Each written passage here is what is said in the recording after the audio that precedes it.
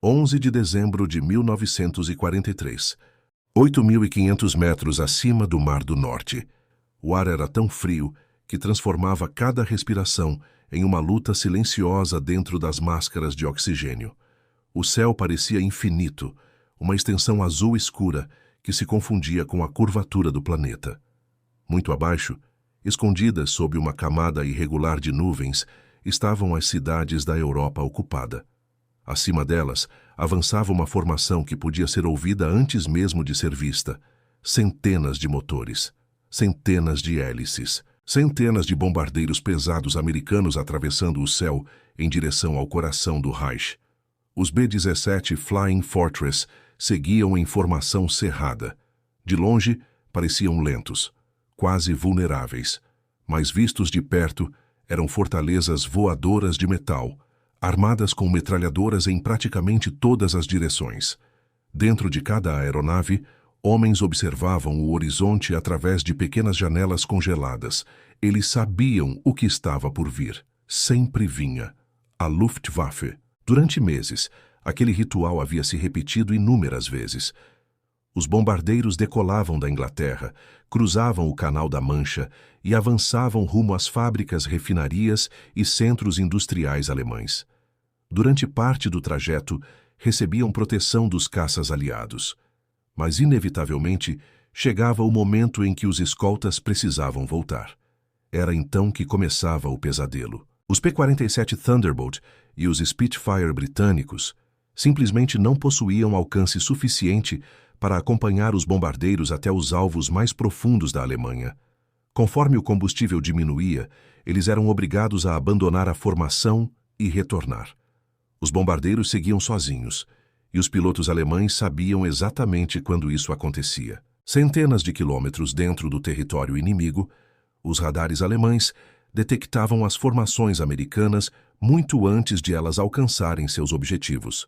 A partir daquele momento, esquadrões inteiros de Messerschmitt Bf-109 e Focke-Wulf FW-190 eram direcionados para a interceptação. Era uma caçada. Os pilotos alemães não precisavam destruir todos os bombardeiros, precisavam apenas destruir o suficiente. E frequentemente conseguiam. As formações americanas eram atingidas por ataques frontais devastadores. Caças mergulhavam em alta velocidade diretamente contra as fortalezas voadoras, disparando canhões e metralhadoras poucos segundos antes do impacto. Os céus da Europa estavam se tornando um cemitério. Em algumas missões, dezenas de bombardeiros não voltavam para casa. Em outras, as perdas eram ainda piores. Os relatórios chegavam diariamente aos quartéis americanos. Tripulações inteiras desaparecidas. Esquadrilhas dizimadas. Bombardeiros abatidos antes mesmo de alcançarem os alvos. O problema não era falta de coragem. Era matemática.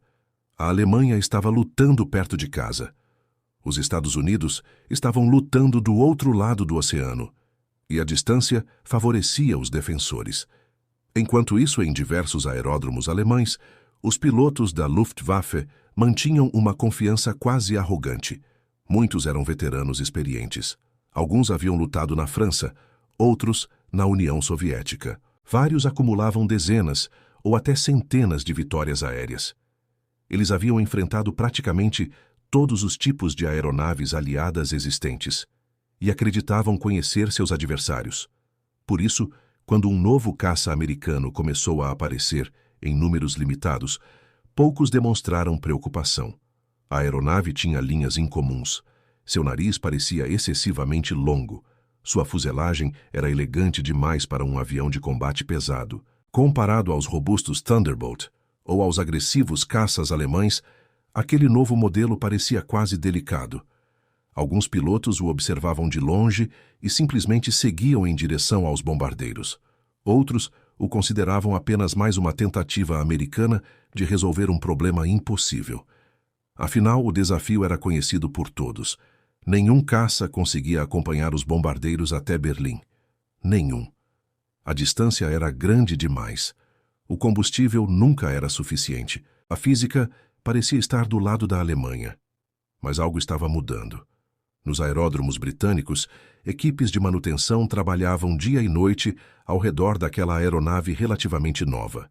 Seu nome oficial era P-51 Mustang. Inicialmente, poucos comandantes americanos haviam apostado nele. Quando surgiu, o avião não parecia revolucionário. Seu desempenho era considerado bom. Apenas bom. Nada que justificasse manchetes ou expectativas grandiosas. Mas então vieram as modificações. E tudo mudou. O motor Packard V1650, uma versão americana do lendário Rolls-Royce Merlin britânico, transformou completamente a aeronave. Subitamente, o Mustang tornou-se algo diferente, mais rápido, mais eficiente, mais letal e, acima de tudo, capaz de voar distâncias que pareciam absurdas para um caça daquela época. Ainda assim, a maioria dos pilotos alemães desconhecia esses detalhes. Do outro lado da guerra, o Mustang continuava parecendo apenas mais um caça, mais um nome, mais uma silhueta no horizonte. Nada que justificasse preocupação, nada que ameaçasse a supremacia aérea construída pela Luftwaffe ao longo de anos. Mas a verdadeira revolução estava acontecendo silenciosamente, não nas batalhas, não nos comunicados oficiais, não nos jornais. Ela estava acontecendo dentro dos tanques de combustível daquele avião, e quando os alemães finalmente perceberam o que aquilo significava, já seria tarde demais. Porque o Mustang não estava sendo construído para vencer um combate. Ele estava sendo construído para mudar completamente as regras da guerra aérea. E sua primeira grande demonstração estava prestes a acontecer. Nos hangares varridos pelo vento da Inglaterra, a guerra era medida em números, não em medalhas, não em manchetes, nem mesmo em territórios conquistados. Os números que realmente importavam chegavam em relatórios manchados de óleo, café e cansaço. Folhas que listavam aeronaves perdidas, tripulações desaparecidas e probabilidades cada vez mais preocupantes. Os estrategistas americanos observavam aqueles documentos com crescente inquietação. A campanha de bombardeio contra a Alemanha era o centro de toda a estratégia aliada. A ideia parecia simples: destruir fábricas, destruir refinarias, destruir ferrovias, destruir a capacidade alemã de produzir armas. Se a indústria do Reich parasse, a máquina de guerra eventualmente entraria em colapso. Pelo menos era essa a teoria. Na prática, a realidade era brutal. Toda vez que uma grande formação de bombardeiros penetrava profundamente no território alemão, ela era recebida por uma tempestade de fogo. Os céus sobre o Reich estavam entre os espaços aéreos mais perigosos do planeta. Canhões antiaéreos cobriam as cidades industriais. Baterias de flak espalhavam explosões negras por quilômetros. Estilhaços cortavam fuselagens. Motores eram destruídos. As formações eram abaladas antes mesmo da chegada dos caças inimigos. E então vinham os interceptadores. Os pilotos alemães conheciam o terreno, conheciam as rotas, conheciam os horários, conheciam as limitações dos americanos. Era quase como lutar em casa, porque era exatamente isso que estavam fazendo. Quando os escoltas aliados precisavam retornar por falta de combustível, os alemães sabiam. Quando os bombardeiros se aproximavam dos alvos sem proteção adequada, os alemães sabiam. Quando uma formação estava vulnerável, os alemães sabiam. A Luftwaffe transformava a informação em destruição. Em algumas missões, os ataques eram tão intensos que os céus pareciam se encher de aeronaves em chamas. Tripulações inteiras desapareciam em questão de segundos. Bombardeiros atingidos começavam a cair lentamente, deixando rastros de fumaça que podiam ser vistos a dezenas de quilômetros de distância. Para os homens que permaneciam na formação, a sensação era aterrorizante. Você podia observar um avião voando ao seu lado durante horas.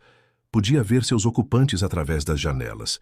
Então, em um instante, uma rajada de canhão atravessava a fuselagem. Uma explosão surgia e aquela aeronave simplesmente deixava de existir.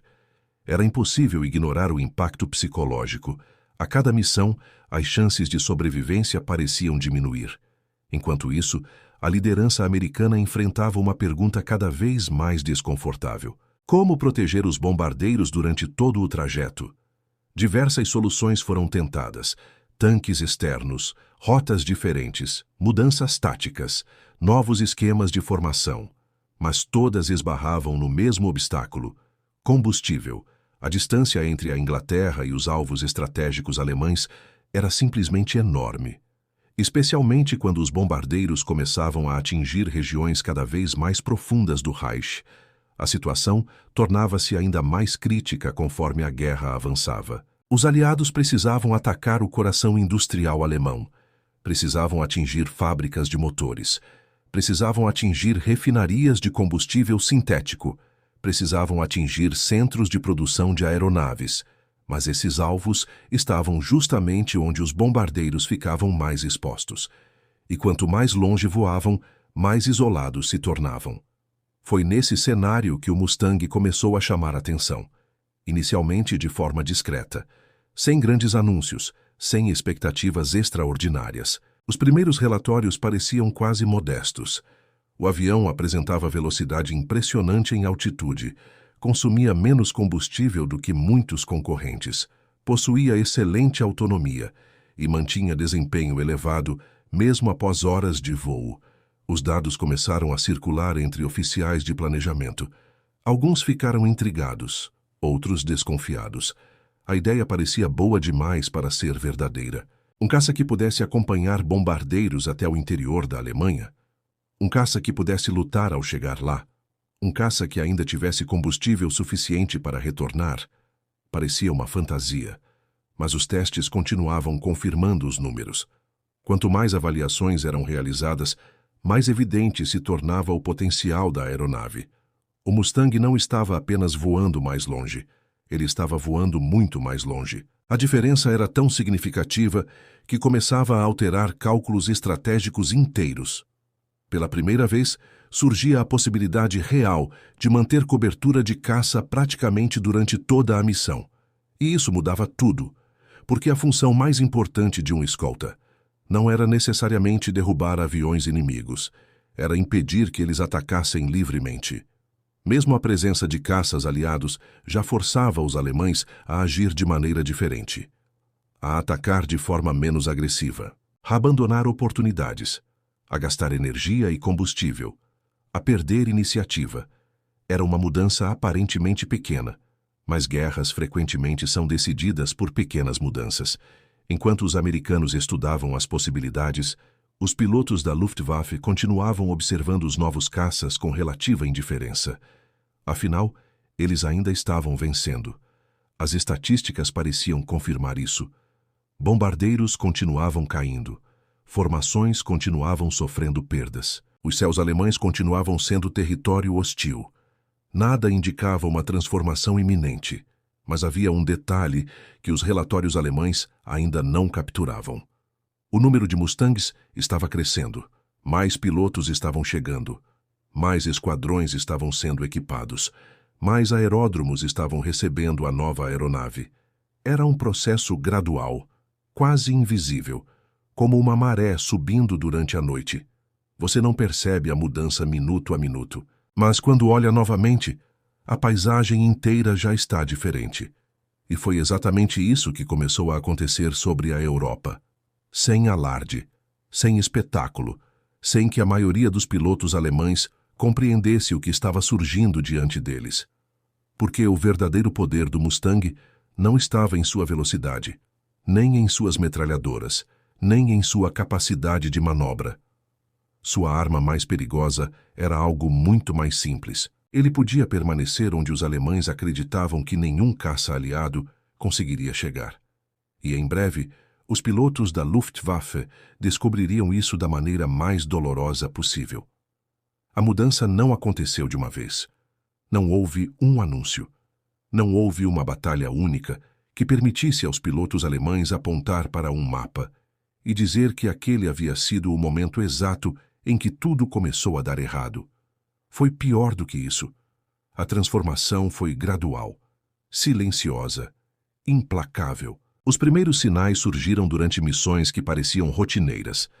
Controladores de interceptação alemães direcionavam esquadrões para atacar formações de bombardeiros americanos, exatamente como haviam feito tantas vezes antes.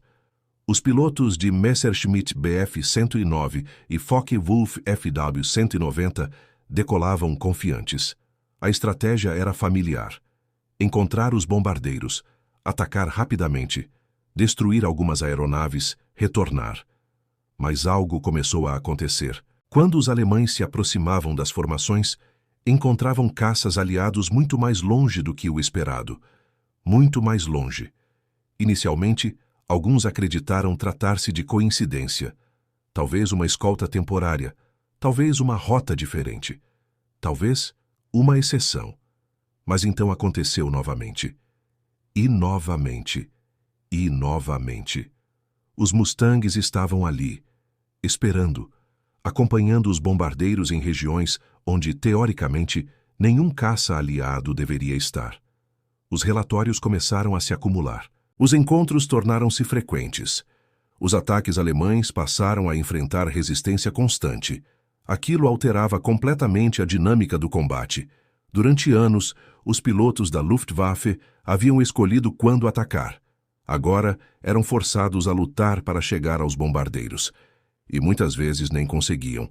Os Mustangs mergulhavam sobre as formações alemãs com velocidade impressionante. A altitude favorecia seus motores Merlin. Seu alcance permitia patrulhar áreas enormes. Sua presença transformava cada interceptação em um risco. De repente, caçar bombardeiros significava também sobreviver aos caças de escolta. E isso tinha consequências devastadoras. A Alemanha podia substituir aviões, mas substituir pilotos experientes era outra história.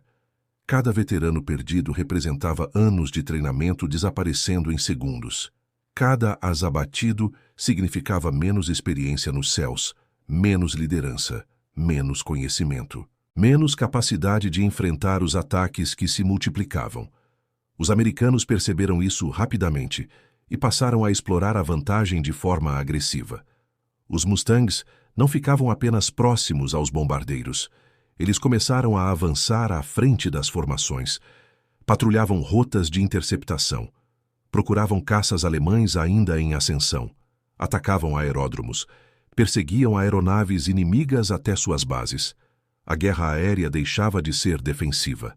Agora era ofensiva. Os pilotos da Luftwaffe começaram a enfrentar uma realidade para a qual não estavam preparados. Mesmo quando conseguiam localizar os bombardeiros, frequentemente já estavam cansados antes do combate principal.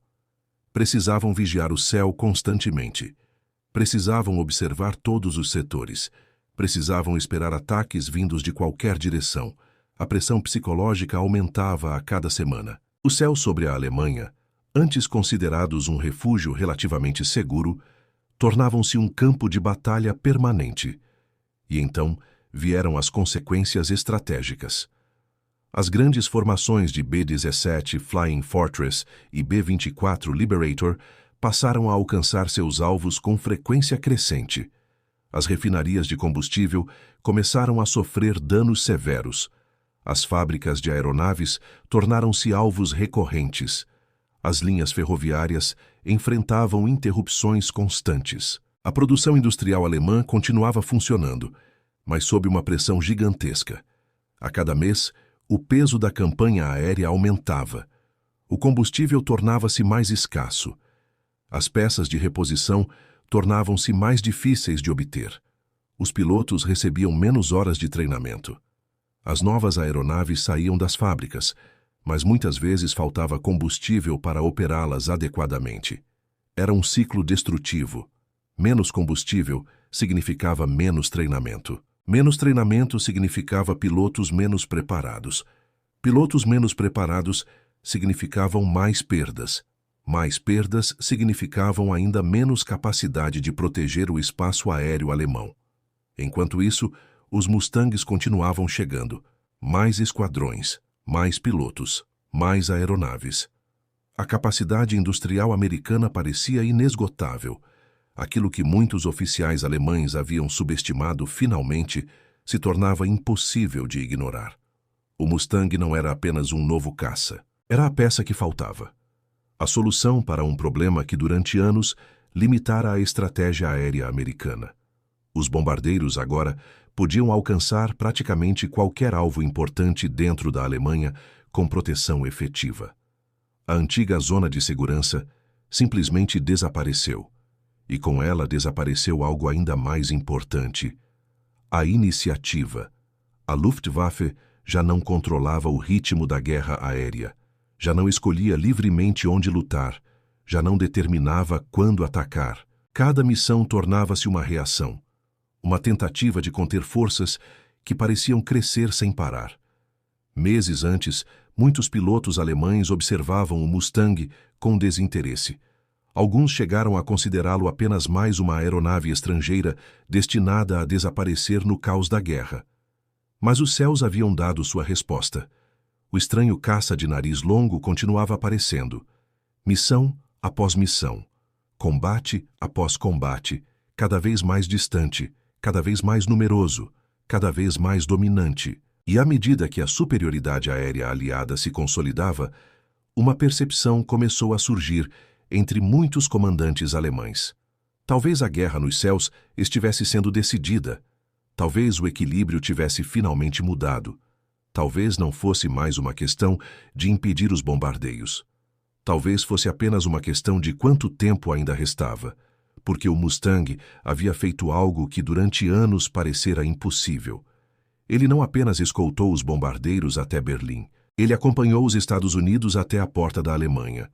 E quando essa porta finalmente foi aberta, tornou-se evidente que ela jamais voltaria a se fechar.